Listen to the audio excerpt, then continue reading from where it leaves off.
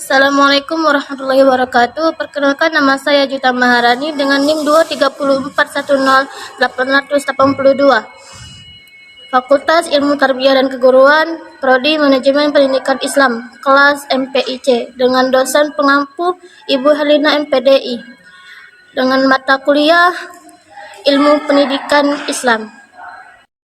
Bismillahirrahmanirrahim. Di sini saya akan menjelaskan bab 1 mengenai konsep dasar ilmu pendidikan Islam. Pengertian pendidikan Islam, hukum syariah tidak diamalkan oleh manusia jika hanya diajarkan, tetapi harus diajarkan melalui proses pendidikan, melalui berbagai cara dan sarana.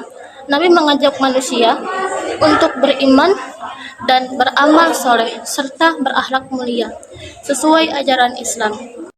Selanjutnya bab 2 mengenai tujuan pendidikan Islam. Tujuan pendidikan Islam memiliki berbagai macam definisi oleh para ahli. Yang pertama, menurut Ibnu Khaldun, beliau mengartikan tujuan pendidikan Islam adalah tujuan yang memiliki sifat dunia dan akhirat yang hendaklah membuat seseorang itu taat kepada Allah Subhanahu wa Ta'ala serta mampu untuk melalui berbagai macam masalah yang ada di dalam kehidupan. Kemudian bab 3, asas dan prinsip pendidikan Islam. Asas itu ada 3. Pertama, asas Tuturi Handayani. Yang kedua, asas belajar dalam hayat. Dan prinsip-prinsip pendidikan Islam itu ada 4. Yang pertama, prinsip rumusan tujuan. Yang kedua, prinsip universal. Yang ketiga, prinsip keseimbangan dan kesederhanaan. Yang keempat, prinsip kejelasan.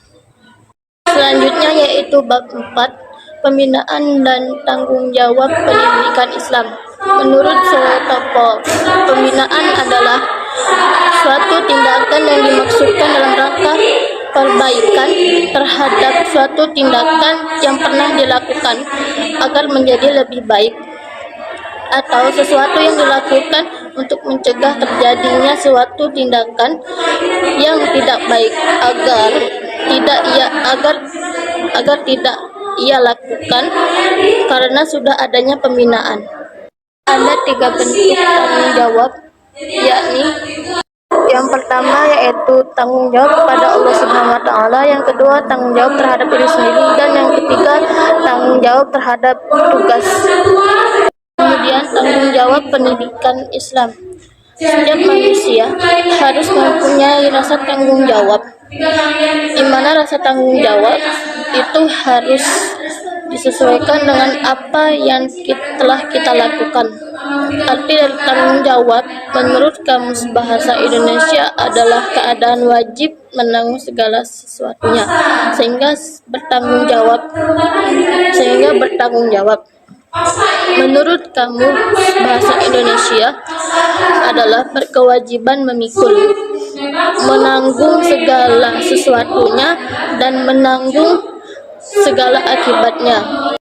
Kemudian bab 5, alat-alat pendidikan Islam. Alat-alatnya itu ada 3. Pertama, alat visual, kedua alat audio, dan ketiga alat audio dan visual. Tujuan penggunaan alat pendidikan itu ada 4. Yang pertama, memberikan kemudahan kepada peserta didik untuk memahami materi pembelajaran. Yang kedua, memberikan pengalaman belajar yang berbeda dan bervariasi. Yang ketiga, menumbuhkan sikap dan keterampilan dalam penggunaan teknologi. Dan yang terakhir, keempat, yaitu menciptakan situasi belajar yang tidak mudah dilupakan. Selanjutnya bab 6 mengenai pendidik dalam pendidikan Islam. Pendidik merupakan seseorang profesional yang memiliki tugas utama dalam mendidik, mengajar, mengarahkan, membimbing, melatih, menilai, dan mengevaluasi peserta didik.